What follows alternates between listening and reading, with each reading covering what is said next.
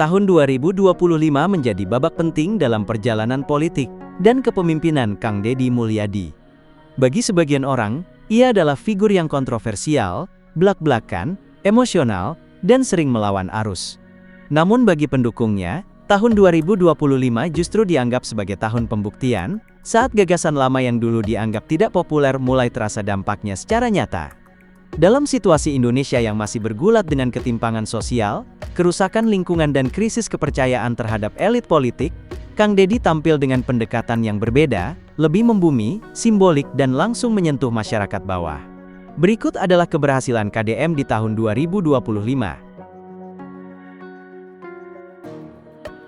Konsistensi membela rakyat kecil dalam kebijakan nyata. Salah satu keberhasilan terbesar Kang Deddy Mulyadi di tahun 2025 adalah konsistensinya dalam menjadikan rakyat kecil sebagai pusat kebijakan, bukan sekadar jargon kampanye. Di tengah banyak pemimpin yang berubah setelah mendapatkan kekuasaan, Kang Deddy justru memperkuat citranya sebagai pembela wong cilik.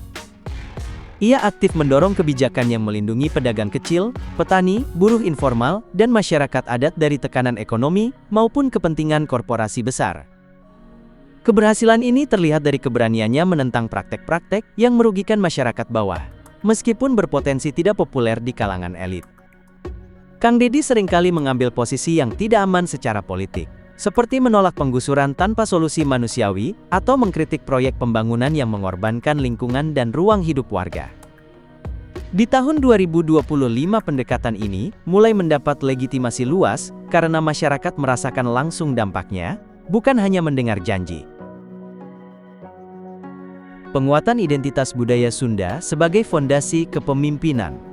Di tahun 2025, Kang Deddy Mulyadi berhasil mengangkat kembali identitas budaya Sunda, bukan sekadar sebagai simbol tradisi, tetapi sebagai fondasi nilai dalam kepemimpinan dan kebijakan publik. Ia menempatkan budaya sebagai ruh pemerintahan, nilai tentang hormat pada alam, kesederhanaan, gotong royong, dan etika sosial. Pendekatan ini menjadikan kebijakannya memiliki akar filosofis yang kuat, bukan hanya pragmatis. Keberhasilan ini terlihat dari bagaimana nilai budaya diterjemahkan ke dalam kebijakan nyata, seperti pelestarian lingkungan, tata ruang yang lebih manusiawi, dan pendekatan sosial berbasis kearifan lokal. Kang Deddy menolak anggapan bahwa modernisasi harus menghapus tradisi. Justru di tahun 2025, ia menunjukkan bahwa budaya lokal bisa menjadi kekuatan strategis di tengah globalisasi. Keberanian mengkritik sistem yang tidak adil.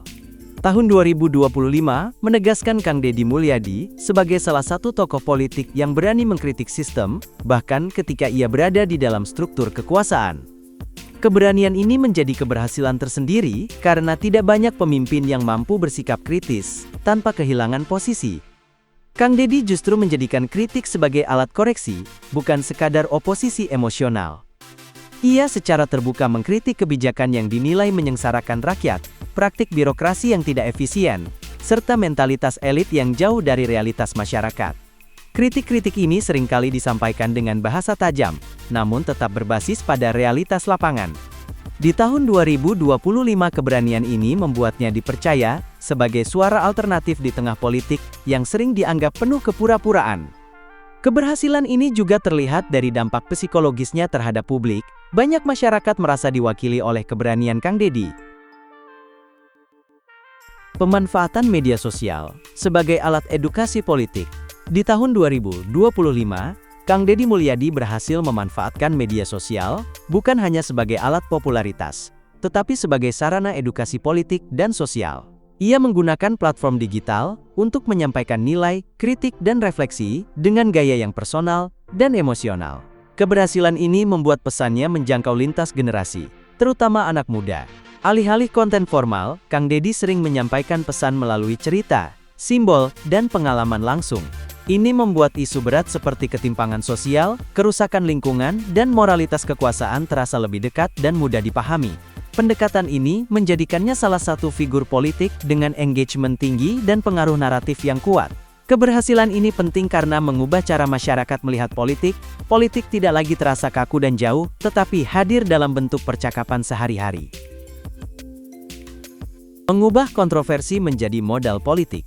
Keberhasilan terakhir Kang Deddy Mulyadi di tahun 2025 adalah kemampuannya mengubah kontroversi menjadi kekuatan. Ia sering diserang, disalahpahami, bahkan dipelintir ucapannya. Namun alih-alih mundur, Kang Deddy justru menjadikan kontroversi sebagai ruang dialog dan refleksi publik. Publik mulai melihat bahwa, di balik kontroversi tersebut, ada konsistensi nilai dan keberanian sikap. Kang Deddy tidak berusaha menjadi pemimpin yang disukai semua orang, melainkan pemimpin yang jujur pada keyakinannya. Keberhasilan ini membuatnya tetap relevan, diperbincangkan dan berpengaruh. Dalam politik modern, perhatian publik adalah mata uang. Kang Deddy Mulyadi berhasil memanfaatkannya bukan untuk sensasi kosong, tetapi untuk menyampaikan pesan yang lebih dalam. Itulah keberhasilan KDM di tahun 2025.